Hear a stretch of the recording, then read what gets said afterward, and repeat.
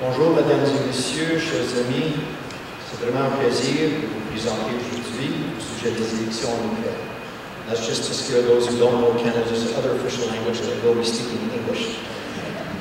As part of my background, why I'm presenting today, I've been heavily engaged in observer missions in Ukraine since 2004, over the last 5 elections that have taken place. And I've not only been an observer, but I've been a leader in the observer missions and or in the organization of those missions.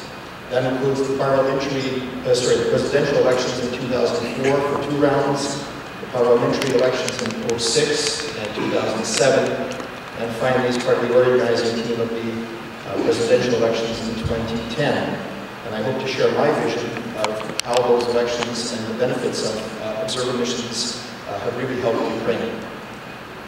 First and foremost, as we know, Ukraine is at a crossroads, and we believe that free and fair elections absolutely will help Ukraine choose its own destiny.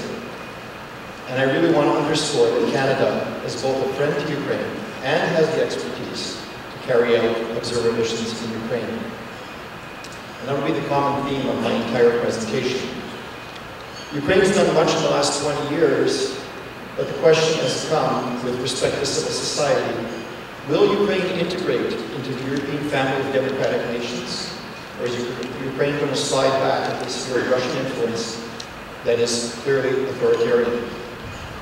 The answer, as you've heard from everyone, and I won't go through any detail, is, of course, Ukraine is sliding backwards. There's political pressure, constitutional manipulation, internal security services are harassing people, and many NGOs and other organizations in the West have clearly recognized that Ukraine is slipping backwards.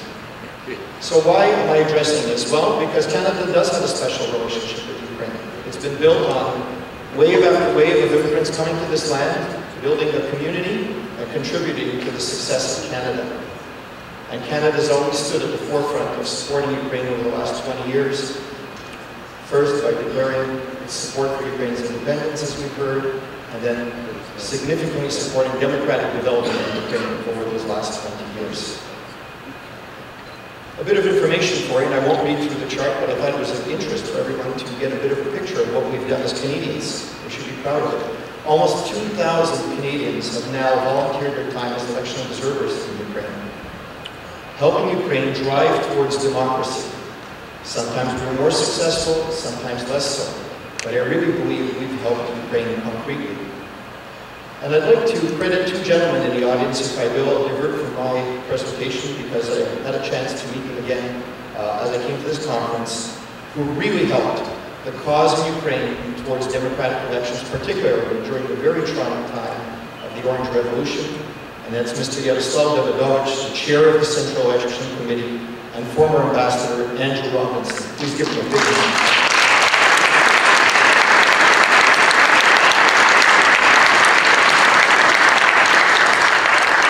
We've had some successes to date and some meaningful ones. Back in 2004, key evidence was taken from observers from Canada to help prove that the elections were fraudulent in the 2nd round. And in the 3rd round, to help to ensure that that wouldn't repeat itself, Canada sent close to 1,000 Canadians that were part of a 12,000 strong contingent of observers that went to Ukraine for the 2nd rerun, or the 3rd round of the elections, of the presidential elections.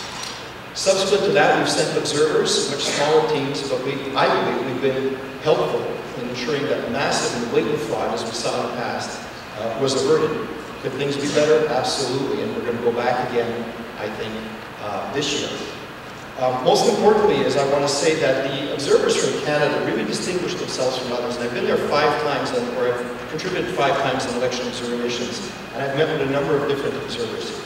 But let me say, Canadian observers definitely are the best trained when we go out there, and definitely have probably the most experience. And I'll give you 3 examples. One is, we have the longest, and I know some people complain about the longest and most detailed training experience before people go out to Ukraine.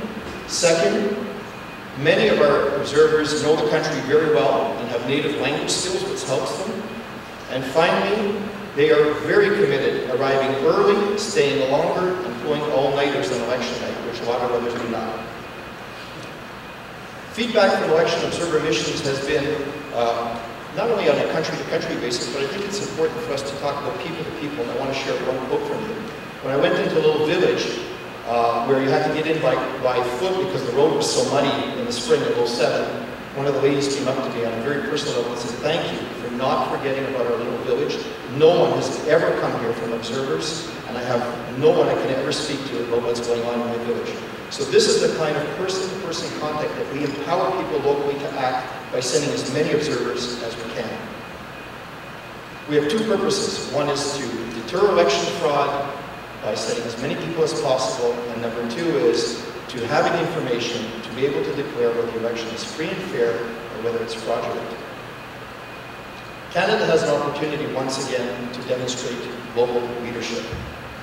The election law, and I'm not going to walk through it because it's been talked to, but we grouped it through many analyses that have been in the press and online and looked at what has changed. And basically, most of the major changes are negative in nature to supporting free and democratic elections. And anybody who wants to go through this, I'll be happy to mail this to you and you can think about it. But really, when you look at it, a lot of changes are cosmetic, but the major ones are negative in nature. And as was said earlier, don't worry about it being complex. We understand that the election law is going to change, and we'll have to go through the analysis one more time. One of the key things that was alluded to also is boundary changes, so I won't talk to that, but clearly that's a way of manipulating the elections.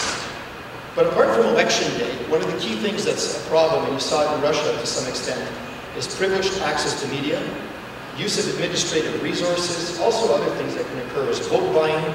If you can't buy the vote, buy the electoral commission members. If you can't buy the members, intimidate them and use legal organs to exert pressure on them and their families. And this is why I believe that we absolutely have to have from Canada a large contingent of long-term observers who can go out and document all of this up front before the wave of election day observers arrive in Ukraine. Ukraine has requested election observers, and I think it's a good thing that we do send them.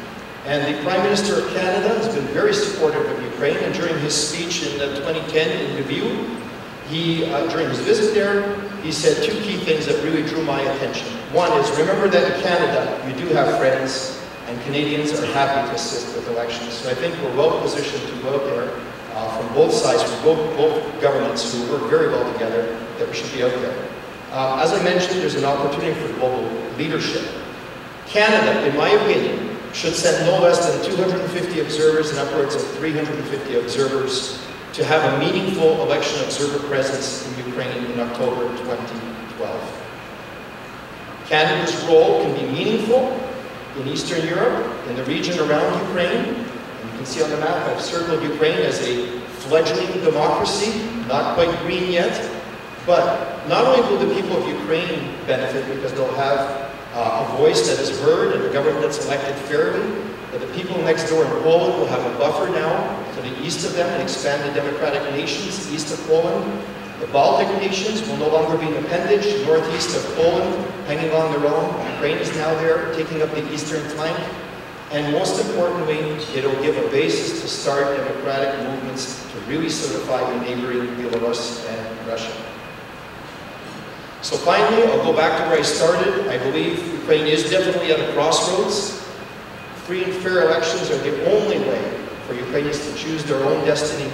And I believe Canada, as a friend of Ukraine, having extensive election observer experience, as I mentioned, should send the largest possible contingent to Ukraine in October 2020.